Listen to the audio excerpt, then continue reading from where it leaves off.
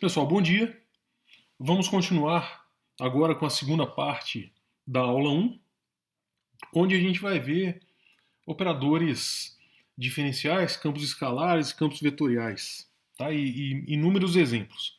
Bom, antes disso, né, antes de começar na prática o curso, vamos aqui ver a expressão mais importante, eu não diria só do curso, mas uma das mais importantes da vida, né?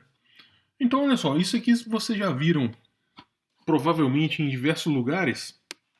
Se você melhorar 1% todo dia, tem que ser todo dia. Uma mera fórmula aqui de juros compostos mostra que no final de um ano você melhora 37,78%. Né? Não, 37,78 vezes, né? O que corresponde a 3.778%. 1% todo dia. Agora, suponha que a cada dia, não, alguém fique com preguiça, ou outros afazeres e tal, né? Então, a cada 2 dias. Só que se você melhorar a cada 1% a cada 2 dias, fazendo a conta aqui para juros compostos, você vai melhorar 6 vezes, né? Aproximadamente 6 vezes ao final do ano, em comparação com 37 vezes, né? Mais que 37 vezes. Se você melhorar 1% a cada semana, você vai, no final do ano você vai ser só 67% melhor. Né? É melhor que nada, mas é quase 30 vezes menor do que fazer a coisa todo dia. Né? Então isso daqui vale para o curso, né? Vale para outras coisas, para aprender línguas estrangeiras, para trocar um instrumento, para preparo físico, para qualquer atividade. Né? E, em particular, eu vou falar aqui do curso, né? Porque o curso é de cálculo vetorial e tensorial. Portanto, estudar todo dia dá esse ganho. 3.778% em um ano. Tá? Se for a cada semana, é 67%. E agora, você pode piorar também 1% por dia. Né? É só, por exemplo, se você ficar muito tempo sem estudar, né, sem ver alguma língua estrangeira que você não tenha muita fluência, né, você vai piorando. Não sei se é 1%, pode ser mais, né? Pode ser menos também. Mas se piorar 1% a cada dia, no final do ano você só vai é, é, fixar o conteúdo de 2,5% do que você tinha. Né? Então, essa com certeza é a expressão mais importante, eu diria não só do curso. Tá? Então é importante aqui estudar todo dia, sem exceção. Definição, uma notação. Vetor posição a gente vai denotar por R com essa flechinha em cima ou às vezes um R em boldface. Né? Então o R vetor, né, vocês já viram em geometria analítica, ele é dado por x na direção y mais y na direção j mais z na direção k. Existe uma notação, essa notação em termos dos versores e essa notação em termos das coordenadas cartesianas. Por enquanto, quando estamos vendo coordenadas cartesianas, essa notação aqui também poderá ser alternativa. Mas daqui algumas aulas, talvez umas 8 aulas, veremos outros tipos de coordenadas, como coordenadas esféricas, cilíndricas, polares, né, que é o caso particular de cilíndricas. E essa notação aqui, a gente tem que tomar cuidado, pois ela pode ter ambiguidades. Você não sabe em que sistema de coordenadas está trabalhando. Essa aqui é explícita, né? que é o sistema de coordenadas cartesianos. Vocês já viram em geometria analítica que a norma do vetor posição, denotando assim simplesmente por R, né, a norma, essa aqui é a notação da norma do vetor posição, pelo teorema de Pitágoras, é raiz de x quadrado mais y quadrado mais z quadrado. E denotaremos também o versor posição. Versor é um vetor de comprimento unitário. Vocês já viram em geometria analítica como fabricar vetores, né, dado um vetor R, aqui o vetor posição, por exemplo, se a gente dividir pela norma do vetor posição, né, um vetor pela norma dele vai dar um versor, né, porque simplesmente quando a gente calcula a norma desse objeto dá igual a 1. Campos vetoriais. Vamos começar o curso falando sobre campos vetoriais. Essa daqui é uma figura de um furacão, nível alto. Então, campos vetoriais eles são utilizados na vida cotidiana, mesmo se alguns de vocês ainda não ouviram essa palavra ou não estudaram campos vetoriais, né? O que eu duvido que em FVV vocês já viram a definição de campo vetorial. Campos vetoriais são utilizados nas mais diversas áreas, de engenharia, de biologia, física, matemática, nem se fala, né? Então, medicina, enfim. Todas as áreas se usa campos vetoriais, quase todas. Eu não sei se música usa explicitamente, mas quase todas as áreas a gente usa campos vetoriais. A definição formal é a seguinte: um campo vetorial, aqui a gente tem Rn, tá? N, pessoal, que nem geometria analítica. N vai ser 2 para o plano, para funções de 2 dimensões, para espaço de 2 dimensões, e 3 para espaço de 3 dimensões. Aqui vamos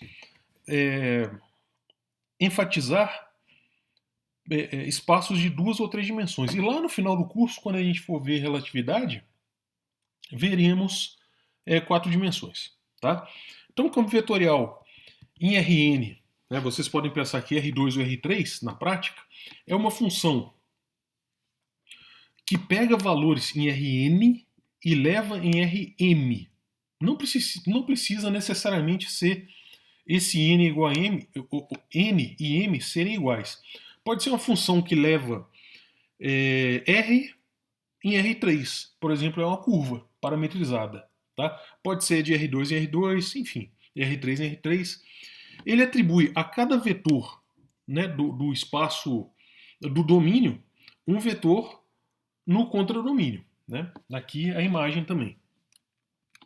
Um campo vetorial em Rn com domínio U, né? Às vezes o campo não está, a gente vai ver explicitamente isso através de vários exemplos, que às vezes o campo vetorial ele não está definido em todo o Rn, mas simplesmente num domínio de Rn. Então, o campo vetorial em Rn é chamado campo vetorial, né, um campo vetorial em Rn com domínio contido em Rn é chamado campo vetorial nesse conjunto, U, que é o domínio. Quando uma função, né, quando o espaço, o domínio e o contradomínio, eles possuem a mesma dimensão, essa função, o campo vetorial, ela pode ser vista como, para cada R, o vetor f de R, né, o resultado da aplicação dessa função no vetor do domínio, é identificado com o vetor que começa no ponto R e aponta para f de R. Isso a gente vai fazer bastante exemplos aqui, ver bastante exemplos para ver como que a gente pode ler essa definição. Tá? Olha só, primeira definição, primeiro exemplo. O f ele tem domínio todo R2 e vai para R2. Ele pega vetores, posições, né? O vetor posição aqui, R de coordenada x na direção y mais y na direção k, ou xy, né? Nessa nossa notação. E é uma função, pessoal, isso aqui é uma função. Então você pode escolher qualquer função que você quiser. Tá? Eu criei essa função. Essa função simplesmente ela mantém o x e troca o sinal do y. É uma função simples. Tá? Mas o importante aqui é o seguinte, né? O mais importante é que vetores xy são levados em vetores x menos y. Então a função efetivamente só troca o sinal do y. Tá? E olhem só, como se desenha, né, o gráfico de um campo vetorial. O computador, né, eu fiz isso daqui no matemática, mas o computador ele faz justamente o número de pontos aqui.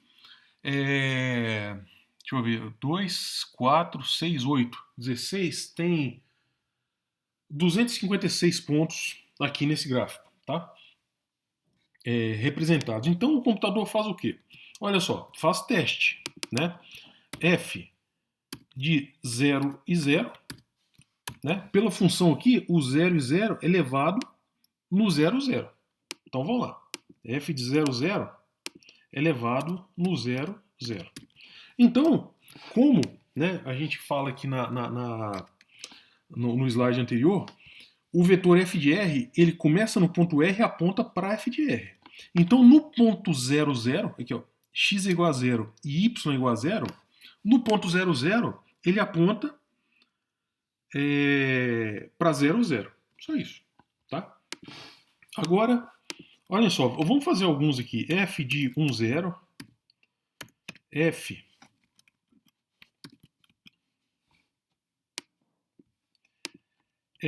de 0, 1, F de 1, 1. Aqui não é igual não, pessoal. F de menos 1, 0 e F de 0, menos 1. Tá? Isso aqui é suficiente para a gente ver o que está acontecendo. Olha só, vamos substituir 1, 0 aqui no domínio. 1, 0 é elevado no vetor 1, 0. Tá? 1, 0. Só fazendo a conta algébrica. O f de 0, 1 é elevado no vetor 0, menos 1. O f de 1, 1 ele é elevado no vetor 1, menos 1. O f de menos 1, 0 vai no menos 1, 0. O f de 0, menos 1 vai elevado no 0 e 1, porque ele inverte o sinal do y. Tá? Então vamos lá. O que representa esses vetores? No ponto 0, aqui no centro, né, vou aumentar um pouquinho aqui. No ponto 0, ele é o vetor 0. Então já está aqui no gráfico. No ponto 1, 0, ele leva, olha só, o ponto 1, x é igual a 1, aqui embaixo, e o y é igual a 0. Tá? Então nesse ponto aqui, 1, 0, ele é um vetor de comprimento 1, 0. Então esse vetorzinho aqui, de comprimento 1, 0. No ponto f de 0, no ponto 0, 0, 1, ele é elevado no vetor 0, menos 1. Então, 0, x é igual a 0 e y é igual a 1, nesse ponto aqui, ele é elevado nesse vetor. Olhem só, esse vetor aqui, ele aponta para baixo, que é o vetor 0 e menos 1. E assim por diante, pessoal. Vocês podem, então, plotar, né? Vamos ver só esse último aqui, ó. No ponto 1 e 1, que é x é igual a 1 e y é igual a 1, é esse ponto aqui. O campo vetorial é o vetor 1 e menos 1. Então o vetor, aqui ó, 1, mais ou menos aqui, né? 1 e 1. Ele é o vetor 1 e menos 1. Então ele é um vetor de coordenada x, 1, e abscissa 1 e ordenada menos 1. Então ele aponta para a direita e para baixo. E assim por diante. Vocês podem então pegar esses 256 pontos, né? Claro que não precisa de tudo. Acho que uns 10, 12 pontos já é suficiente para vocês verem mais ou menos o que está acontecendo. Se o gráfico for suficientemente simples, e a gente vai ver exemplos mais rebuscados mais adiante, tá? Então é assim que a gente desenha gráfico de campo vetorial, tá? É exatamente assim. Continuando aqui, esse exemplo aqui, um pouco mais complicado, né? O campo vetorial, aqui no exemplo 2, ele pega vetores do espaço, do plano x, y, e leva no campo vetorial, cuja abscissa é essa função, menos 1 menos x quadrado mais y, e a ordenada é essa função, 1 mais x menos y quadrado. Mas a gente pode fazer, né? A gente pode ver. Claro que o computador, o matemático, ele faz esses desenhos de campo vetorial muito melhor que a gente, claro. Mas a pergunta é como que a gente pode fazer isso? Ou programar o computador para que ele faça, né? Então, olha só, o f de 00 ele é elevado aqui em menos 1, né? É só substituir aqui do lado esquerdo, né? 0, 0. Onde x é igual a 0 e y é igual a 0. Então, essa parte desaparece, essa parte é igual a 0. Então, vai ficar menos 1 e 1. Então, no ponto 0, 0, ou seja, no centro do desenho aqui, onde o x é igual a 0 e... Perdão, aqui ó.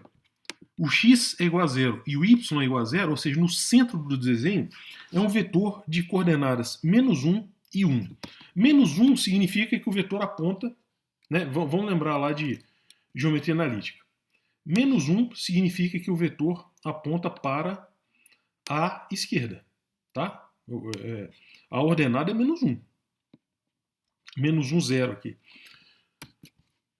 O vetor,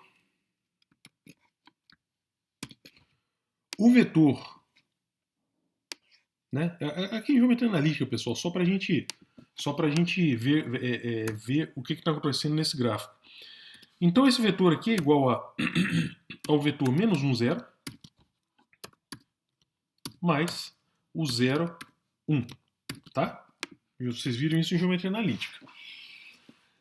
O menos 1, 0 é esse vetor que aponta para a esquerda e horizontal. O 0, 1 é o vetor que aponta para cima, vertical, né? Então, a soma desses vetores é, né, pela regra do paralelogramo, né, esse aqui está um pouquinho mais alto porque os vetores são iguais. Então, a regra do paralelogramo é essa daqui. Então, o vetor menos 1 e 1 é um vetor que aponta para cima e para a esquerda, tá? 45 graus. Se vocês verem aqui no desenho, é exatamente esse vetor aqui, ó, tá? É um vetorzinho que está mais ou menos aqui, ou seja, ele aponta para cima e para a esquerda. E se vocês fizerem essa mesma análise, atribuindo outros valores, por exemplo, vocês podem atribuir f, como eu fiz, né, no slide passado, f de 1, 0, f de 0, 1, enfim, só para vocês verem o contorno do desenho. Em cada ponto, né, ou seja, em cada ponto do domínio, você atacha, né, aqui o domínio, 0, 0. Então, em cada ponto do domínio, você atacha o vetor cujo resultado é a aplicação dessa função naquele ponto que você acabou de calcular. E aí, né, é assim que o computador faz o desenho de um campo vetorial. E para gráficos mais simples, vocês podem fazer também sem o uso do computador, claro. Vamos continuar aqui, para o exemplo 3. Exemplo 3.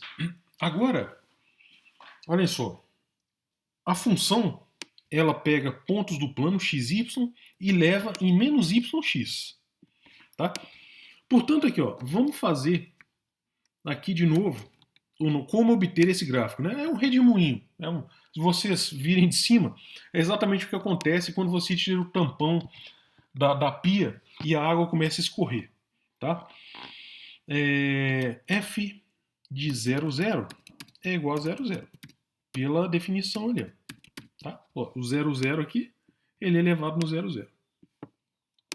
Mas vamos ver aqui, ó, f de 1, 0 e o f de menos 1 e 0. Vamos calcular aqui.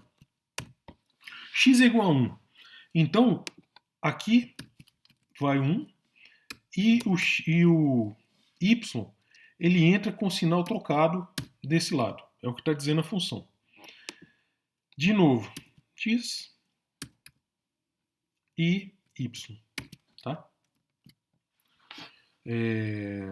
Com sinal 0, 0, menos 1. Isso. Tá? Então vamos lá. Se a gente fizer, né, ponto a ponto, então o 0, 0, o domínio, ponto do domínio aqui 0, 0, ele é elevado no vetor de coordenadas 0, 0. Então se é 0, 0, é um vetor nulo, então a gente não desenha um vetor. O 1, 0, ele está aqui, ó. É o ponto de abscissa 1 e ordenada 0. Então ele está exatamente aqui, ó. Aqui, tá? Onde está o cursor. Nele eu devo atachar então o vetor 0, 1, ou seja, um vetor que aponta para cima, que é exatamente esse vetor aqui. Tá?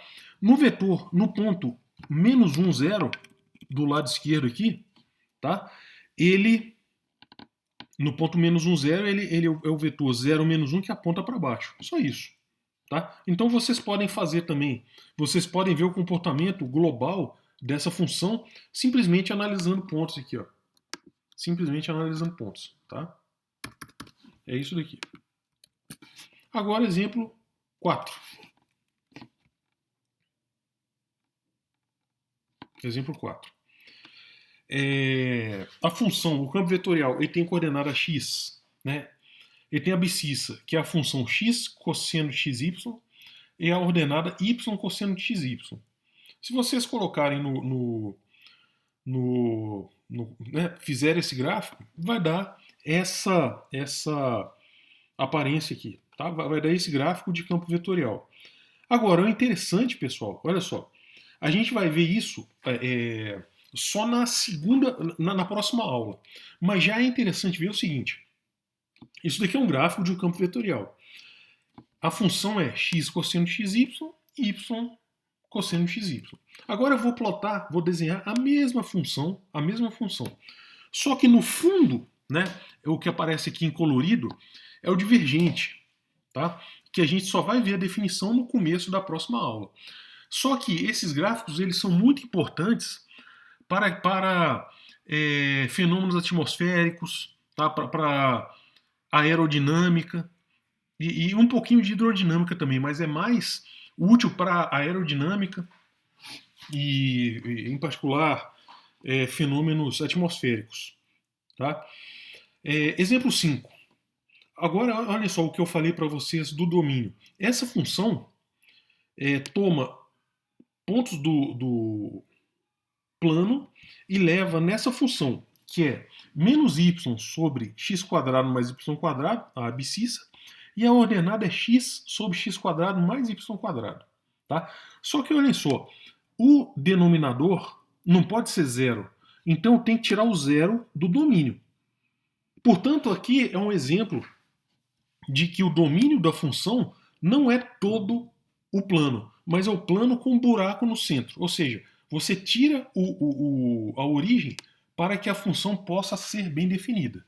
Tá? Então façam esse gráfico. Tá? Atribuam aí uns. Eu atribuiria, quando eu faço na lousa, né, esse gráfico, eu atribuo uns 16 pontos.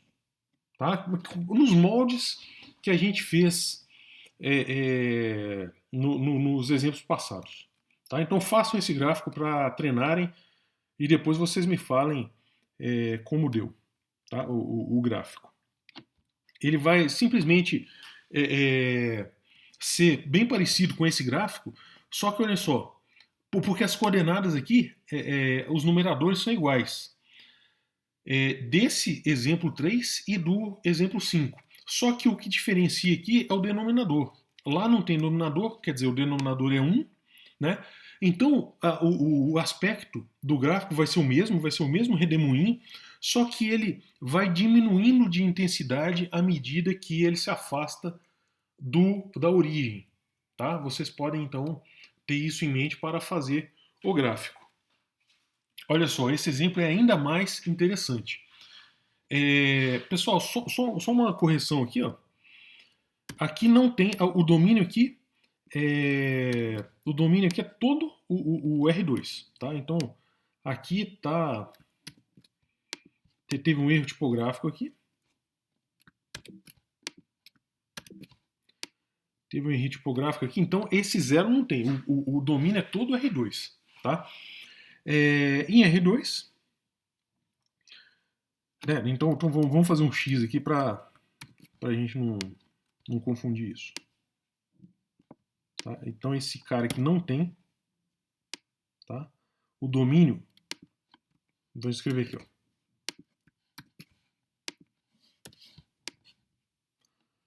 O domínio é todo o R2. tá?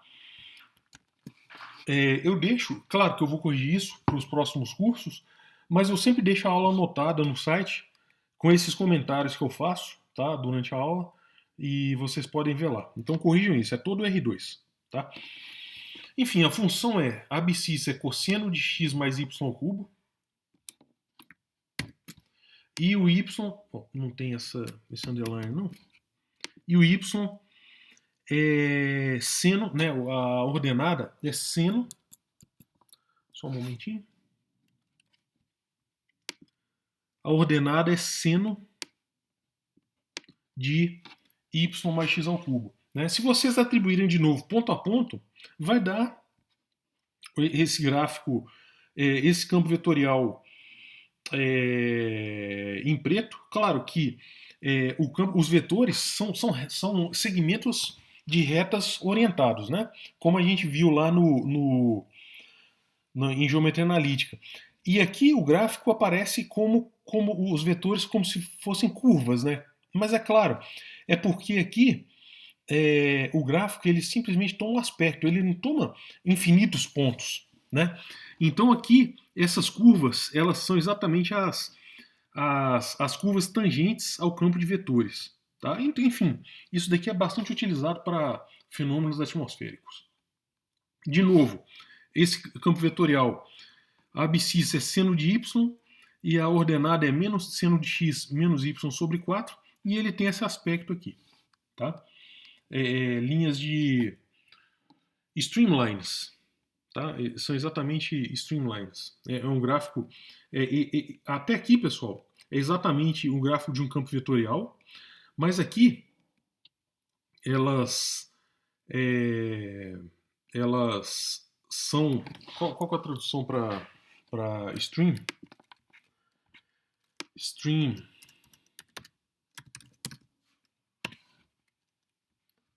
Vamos lá. A tradução de stream é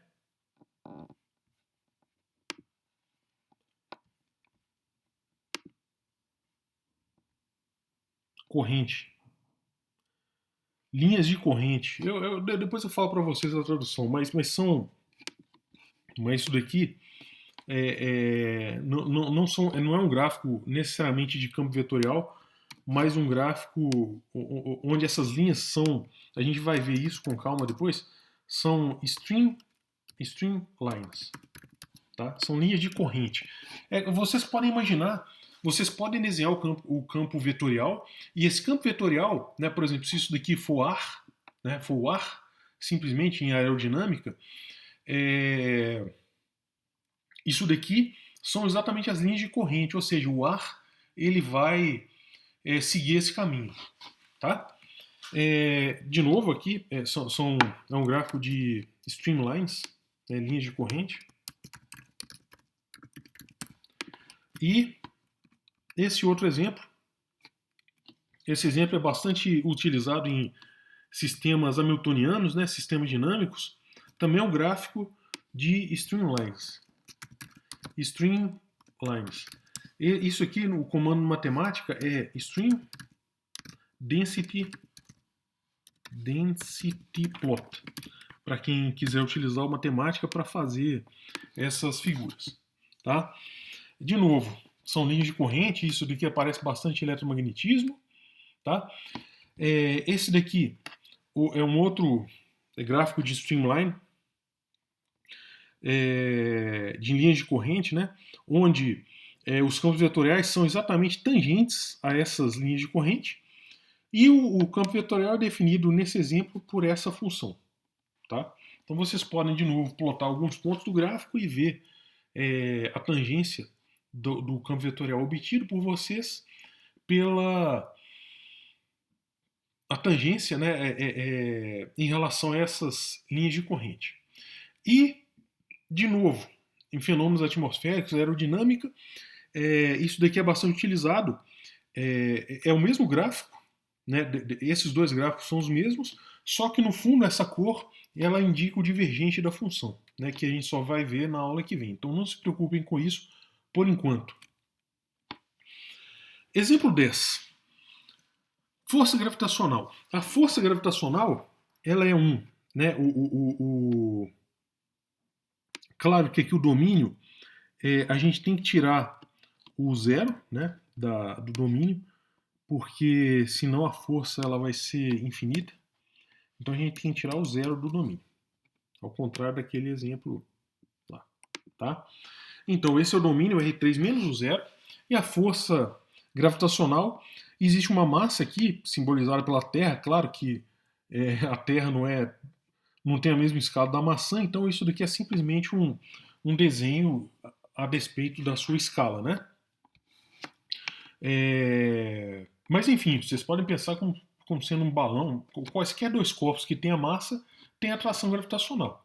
Uma atração gravitacional substancial, em escala macroscópica, é da Terra, né? Então essa massa maiúscula, aqui M maiúscula é a Terra, Mzinho é a maçã, e a força gravitacional, ela varia, né? Vocês já viram em fenômenos mecânicos que ela é proporcional à constante gravitacional de Newton, vezes a massa de um corpo, vezes a massa do outro, dividido pelo raio, né, pela distância radial ao quadrado. Na direção radial, né, tem esse menos porque a força gravitacional é atrativa. Tá? Então, na direção radial, ou seja, o raio aqui, exatamente esse cara daqui é a direção radial.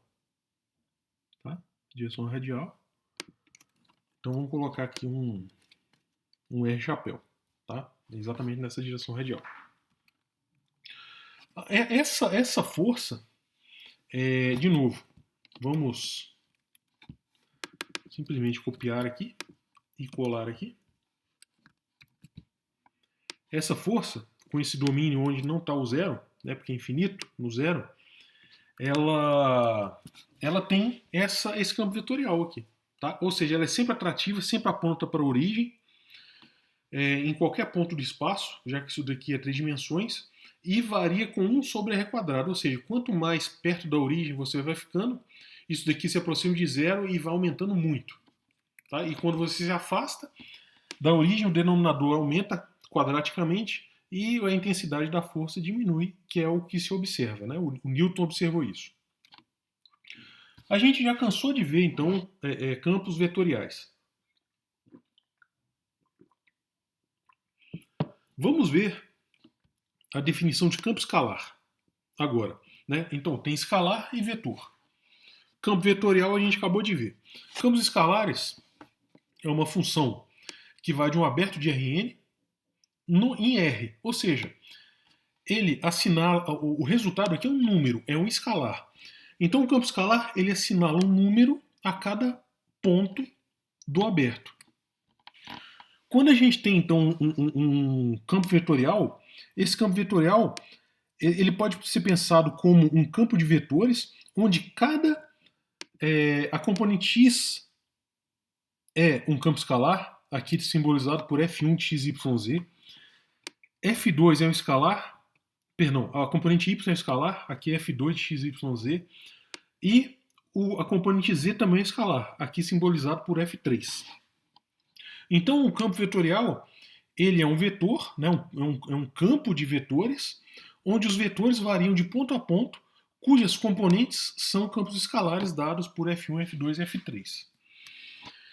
Aqui um outro exemplo, tá? Um exemplo de campo escalar. Enfim, eu coloquei lá uma função arbitrária, x4 menos 2x² mais y4 menos 2y² mais 5. Então, significa que nos pontos do plano, essa função vai de R2 em R2. Ou seja, ela está definida aqui no chão, nesse quadradinho aqui branco embaixo. Tá? Só que essa função ela tem que ser representada, esse cara aqui, ele faz as vezes do z. Tá? Isso daqui é igual a z. Z. Tá? Coordenada z. Então, o domínio é exatamente o plano, e em cada ponto do plano, né, independendo do valor de x e de y, vocês assinalam um ponto na coordenada z. E a gente obtém representações de campos escalares dessa maneira. Tá? Escolham campos para vocês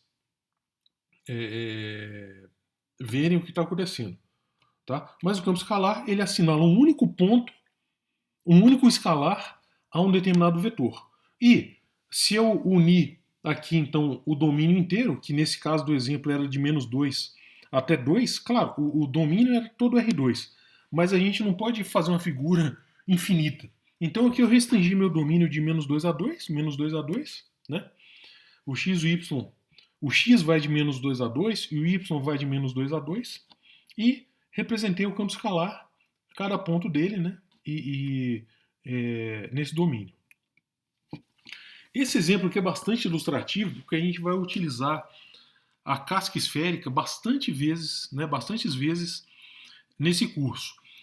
Vocês já viram em geometria analítica que a equação da esfera de centro na origem e raio 1 é x² mais y² mais z² é igual a 1. Agora, se a gente então tentar isolar o z dessa equação, vai ficar z² é igual a 1 menos x² menos y². E se a gente tirar a raiz, né, o z vai ficar mais ou menos, tá? E pessoal, só uma coisa, aqui tem uma raiz, né? Aqui tem uma raiz. Eu vou corrigir isso, tá? Mais ou menos. Aqui tem um sinal aqui, tem um parênteses. Aqui tem outro parênteses.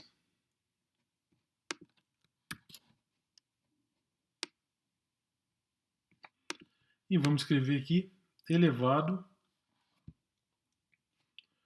E vamos escrever aqui elevado a meio. Tá? Elevado a meio. E vamos fazer a mesma coisa para o cara de baixo aqui. Para a expressão de baixo. Porque eu esqueci de colocar uma raiz. Agora sim, elevado a meio. Agora está tudo certinho. Tá? Então a solução dessa equação, se a gente isola o z e tira a raiz, vai ser mais ou menos, né? Porque a gente tirou a raiz. Então, esse mais é exatamente o campo escalar que denota o hemisfério norte, e o menos, ele denota o hemisfério sul. Ou seja, nesse caso, o campo escalar é uma função. Tá? É exatamente essa função. Só que o sinal positivo, né, quando a gente tira a raiz, ele se refere ao hemisfério norte e o sinal negativo ao hemisfério sul. Tá? Então esse é um campo escalar. É outro exemplo de campo escalar. Exemplo 14. Isso daqui é simplesmente a temperatura de Marte, né, medida por uma sonda que passava perto durante a noite. Então significa que em cada ponto, né, da superfície de Marte, você tem um número, que é a temperatura que se mede no termômetro. Tá? Isso daqui vai claro, para qualquer superfície, em particular o nosso planeta também. Claro, se vocês ficarem. Se vocês olharem agora um termômetro do lado de vocês, vai aparecer a temperatura. Então, existe um campo escalar que descreve o campo de temperatura, o campo de temperaturas na superfície do nosso planeta, por exemplo. E essa figura aqui descreve a temperatura de Marte durante uma certa noite que foi medido. Como a gente viu campos escalares, a definição de gradiente é um operador diferencial dado um campo escalar f. O gradiente ele vai levar esse campo escalar num vetor que se chama, num campo vetorial que se chama gradiente de f. O gradiente de f ele faz o seguinte: ele pega o campo escalar e transforma no campo vetorial, cujas componentes são exatamente as derivadas parciais do campo escalar em relação às respectivas coordenadas. Então, explicitamente, o gradiente de f do campo escalar f vai ser ΔF ΔX na direção i, mais ΔF ΔY na direção j, mais ΔF ΔZ na direção k. Certo? O operador puro, o operador gradiente é um operador, né? É diferencial. Então é simplesmente um operador de derivadas. Ele age no campo que vier aqui à direita, no campo escalar. Exemplo 15.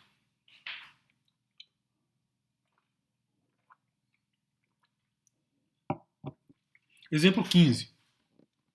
O campo escalar f de x, y, z é igual a x quadrado. Um exemplo. Podia ser qualquer um. Tá? O gradiente de f do campo escalar é o quê? Na direção y, a derivada do f em relação a x. Na direção j, o derivado do f em relação a y. Na direção k, o derivado do f em relação a z. Como o campo aqui só depende de x, então o que sobra é só isso, a derivada do x quadrado em relação a x, que vai dar 2x. Então, o gradiente levou esse campo escalar neste campo vetorial. E se vocês ainda quiserem escrever isso em notação vetorial, isso daqui vai ser 2x, 0 e 0. Tá? Para ficar explícito aqui pra gente. Beleza? Exemplo 16. Agora o campo, o campo escalar, f de x, y, z, ele pega o vetor de coordenadas de x, y, z e leva nesse número, que é x mais y quadrado mais x, y, z. Se a gente aplicar a definição do gradiente, que é exatamente essa, né, na direção y, a derivada do f em relação a x, mais a derivada do f em relação a y na direção j, mais a derivada do f em relação a z na direção k, né? Então é só colocar aqui onde está o f a definição do f, né, do campo escalar. Derivando esse cara daqui em relação a x, vai ser 1, esse termo vai ser 0, e esse termo aqui vai ser yz. Então tá aqui, ó, 1 mais yz na direção y. Derivando o campo f, o campo escalar f na direção y, a derivada de x em relação a y vai ser 0, a derivada de y quadrado vai ser 2y, que está aqui embaixo, a derivada desse termo vai ser xz, que está aqui embaixo. Tá? Agora resta a direção k. Né? A derivada desse termo em relação a z vai ser 0 aqui, 0, e sobra aqui o xy. Tá? Tá aqui, xy na direção k. Portanto, o gradiente de f é 1 mais yz na direção y, mais 2y mais xz na direção j, mais xy na direção k. Exemplo 17. Né? É bom a gente fazer bastante exemplo para fixar isso. O campo escalar ele é dado por 3x² raiz de y mais cosseno de 3z. Tá? Agora, então, a gente tem que calcular a definição, né, calcular o gradiente através da definição. Então, derivando na direção y, a gente tem que derivar o f em relação a x. Derivando esse termo em relação a x, vai dar 6x raiz de y. Esse termo não depende de x, então vai ser 0. Tá? Então, tá aqui, ó, na direção y já foi. Na direção j, eu tenho que derivar isso em relação a y. Em relação a y, derivada de raiz de y vai ser 1 sobre 2 raiz de y, que está aqui. Ó. E o x, o 3x², fica constante, porque eu estou derivando em relação a y. E o cosseno de 3z não depende de y, e a derivada dele vai ser 0. Agora a derivada desse cara em relação a z, né, isso aqui vai ser 0. E a derivada disso em relação a z vai ser menos 3 seno de 3z. Portanto, o gradiente de f desse campo ficou 6x raiz de y na direção y, mais 3x² sobre 2 raiz de y na direção j, menos 3 seno de 3z na direção k. E o último exemplo aqui, tá? Vocês podem acompanhar. O campo escalar, ele é seno de x, exponencial de y, logaritmo de z. Quando eu derivo isso em relação a x, vai ser cosseno x, exponencial de y, ln de z. Quando eu derivo em relação a y, é exponencial, então fica a mesma coisa. Quando eu derivo em relação a z, o derivado de logaritmo é 1 sobre z. Então está aqui 1 sobre z, e o resto é constante porque eu estou derivando em relação a z. Então este é o campo vetorial, que é o gradiente de f. Tá? E assim por diante, vocês podem fazer inúmeros exemplos. Exemplos muito importantes em engenharia, matemática, física, biologia, enfim, são aqueles onde os potenciais são centrais, ou seja, ele só depende da distância. Tá? Nesse caso aqui, ele é dado por x² mais y quadrado mais z quadrado. Então, se eu aplicar a definição, a derivada desse campo escalar em relação a x vai ser 2x. Está aqui. Derivada desse campo escalar em relação a y vai ser 2y. Está escrito aqui embaixo. A derivada desse campo escalar em relação a z é 2z. Está escrito aí embaixo. Então, o gradiente de f é 2xi mais 2yj mais 2zk. E a gente pode colocar o 2 em evidência. E o que está dentro do parênteses é exatamente o vetor posição.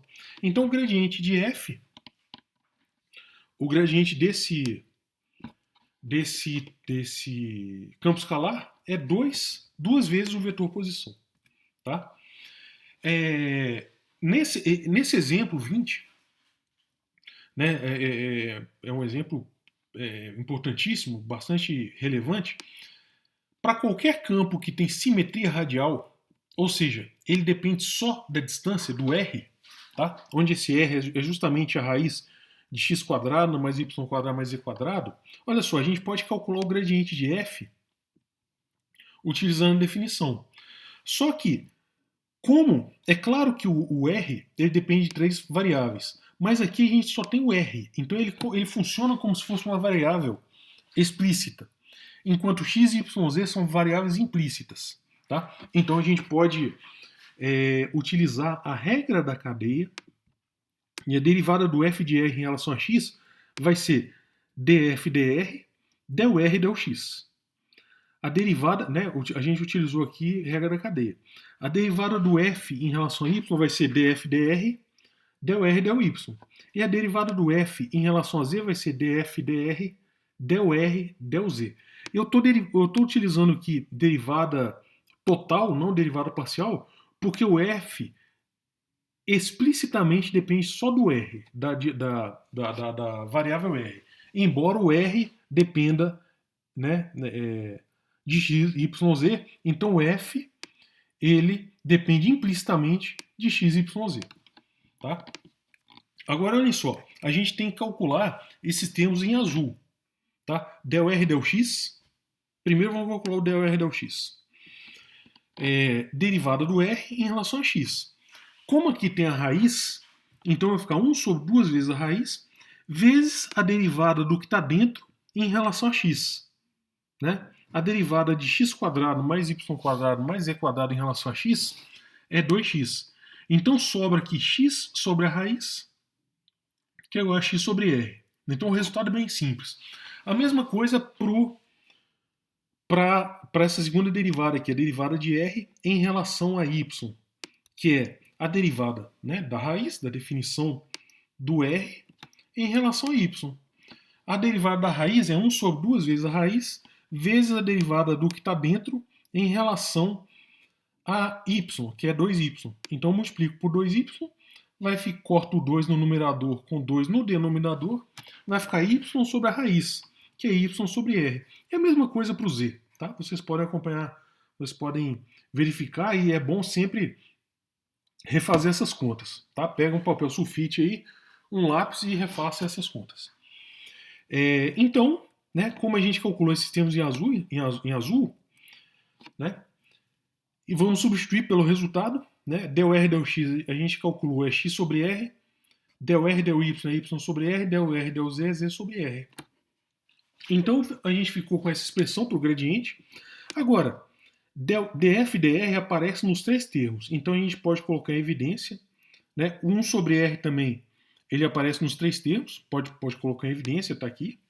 E o que sobra então é só x, está vendo aqui, ó, x na direção y, mais y na direção j, mais z na direção k. E esse vetor que está entre parênteses é exatamente o vetor posição r. Então, o df dr eu posso é a derivada, né, eu posso denotar por f', e vai ficar o vetor posição sobre r. Só que o vetor posição sobre a norma dele é exatamente o versor posição.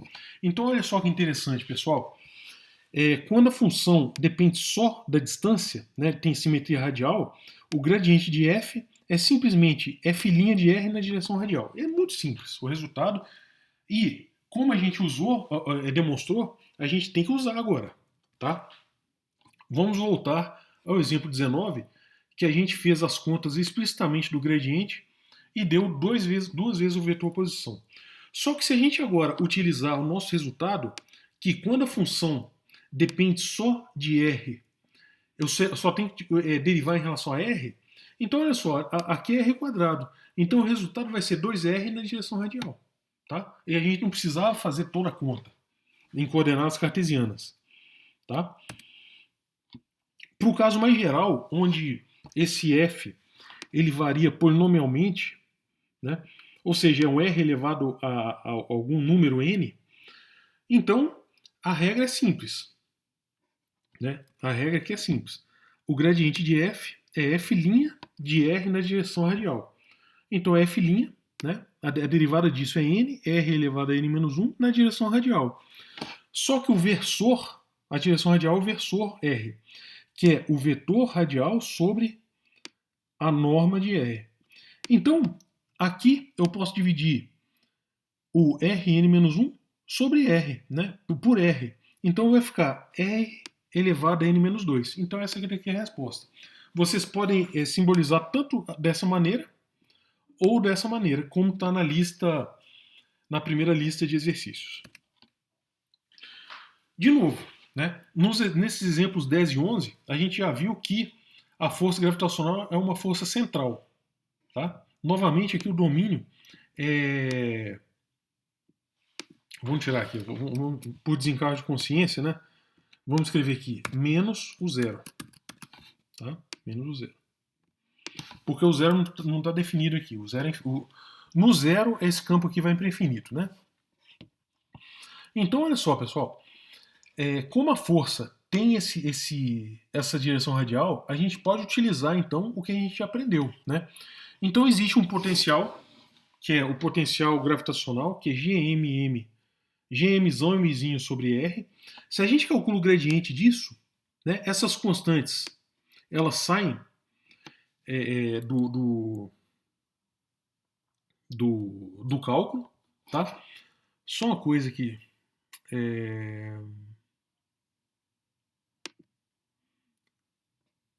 Não. Só para a gente colocar o operador gradiente lá, só um pouquinho.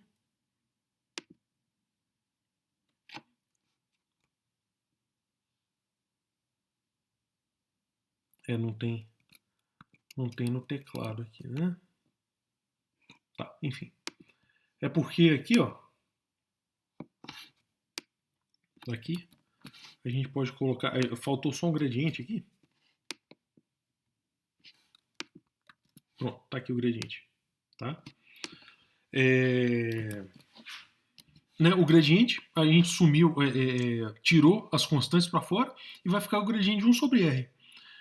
Mas o gradiente de uma função radial é a derivada dela na direção radial. A derivada de 1 sobre R é menos 1 sobre R quadrado, que é exatamente a força. Ou seja, para essa força a gente encontrou, né, existe um potencial gravitacional cujo gradiente é exatamente a força. Tá? Existe uma interpretação muito interessante aqui, utilizado, enfim, física, engenharia, matemática, farmácia, né, medicina. Utilizando essa definição, olha só, essa superfície, essa camadinha aqui, ela é a superfície onde F é constante. Tá? É um campo escalar. A gente já viu como representar campo escalar e como F é constante.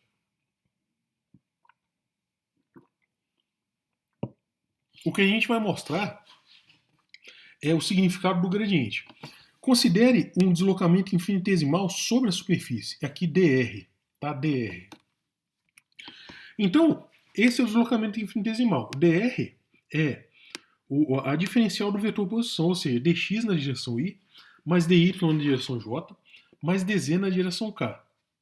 Agora, se eu utilizar a regra da cadeia, a diferencial de uma função é ∂f ∂x dx, mais ∂f ∂y dy, mais ∂f ∂z dz. Tá? Só que olha só, essas ∂f ∂x, ∂f ∂y e ∂f ∂z são justamente as componentes do campo vetorial gradiente. Então a gente pode escrever esse df como sendo o produto escalar entre o gradiente e o dx, dy, dz, né? Que é exatamente o deslocamento infinitesimal. Portanto, quando f for constante, df vai ser igual a zero, porque f é uma constante. Então, quando eu diferencio uma constante, vai dar zero. Então, df é igual a zero, portanto, o gradiente produto escalar com dr vai ser zero, e a gente já viu em geometria analítica que quando o produto escalar entre dois vetores é zero, significa que esses dois vetores são ortogonais, ou seja, o gradiente de f é sempre ortogonal à superfície f constante.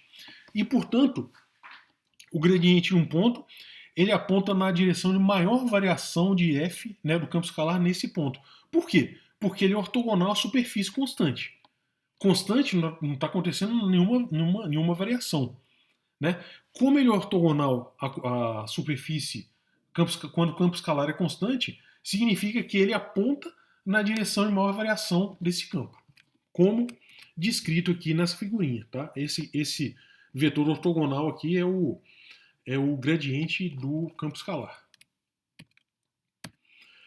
Outro exemplo de gradiente é exatamente uma barra de metal, que ela é quente uma extremidade, fria na outra. Tá? Sua temperatura é um campo escalar e o fluxo de calor é um campo vetorial dado pelo... né, ele satisfaz a chamada lei de Fourier de fluxo de calor. O fluxo de calor é um campo vetorial denotado pelo J em boldface aqui, maiúsculo em boldface, e ele é dado por menos K, onde K é a constante de condutividade térmica, né, varia de material para material, vezes o gradiente da temperatura. Então, dada a temperatura, né, a fórmula da temperatura, vocês podem calcular o fluxo de calor através do gradiente, que é uma outra aplicação. Uma outra aplicação extremamente interessante aqui, pessoal, é o alto forno, né? Onde tem aí nas indústrias siderúrgicas, onde faz ferro gusa, né? Onde derrete metais para uso industrial. Aqui, a parede, o alto forno tem uma altura H, tem um diâmetro W, né? Esses alto fornos em geral são cilíndricos, então tem um diâmetro W, e nessa parede do alto forno a temperatura é cerca de 900 graus, né? Aqui está dada a temperatura Kelvin, e em cima aqui o ar está considerado como sendo a temperatura de 50 graus Celsius, tá? Ou seja, 323 Kelvin. Porque tá quente, porque está tendo evaporação aqui e eliminação do calor, né, do alto forno. Então, é um modelo que descreve alto forno, e isso daqui a gente não vai aprender nesse curso, né, a resolução da equação de calor. Né, isso daqui é reservado para mecânica de fluidos, mas o resultado, né, da solução da equação de calor é exatamente esse campo de temperaturas. Tá? Então é exatamente esse campo de temperaturas. X aqui é o raio do forno. Tá? Então o resultado daquilo é esse campo de temperaturas, que é um outro exemplo do uso de gradientes. Campos conservativos. Pessoal, só para terminar a aula, né? Mas porque a gente vai ver isso mais para frente quando a gente for ver integral de linha. Mas o campo vetorial ele é um campo vetorial gradiente se existir um campo escalar tal que ele possa ser escrito, né, o campo vetorial dado possa ser escrito como gradiente de algum campo escalar. O importante aqui é o seguinte: o campo escalar ele tem que ter derivada contínua. Por quê? Porque eu tenho que derivar ele. Tá? Então todas as derivadas parciais desse campo elas têm que existir e têm que ser contínuas. A gente chama esse campo campo de classe C1, ou seja, as derivadas de primeira ordem são parciais, são contínuas. Tá? E se existir esse campo escalar tal que o campo vetorial dado puder ser escrito como gradiente desse campo escalar, a gente chama isso como potencial escalar. Tá? De novo, o potencial gravitacional é Gm sobre R e o gradiente de F é a força gravitacional. Então, para a força gravitacional, existe um potencial gravitacional. A mesma coisa para a força elétrica, existe um potencial elétrico. Então, vamos tentar descobrir o seguinte.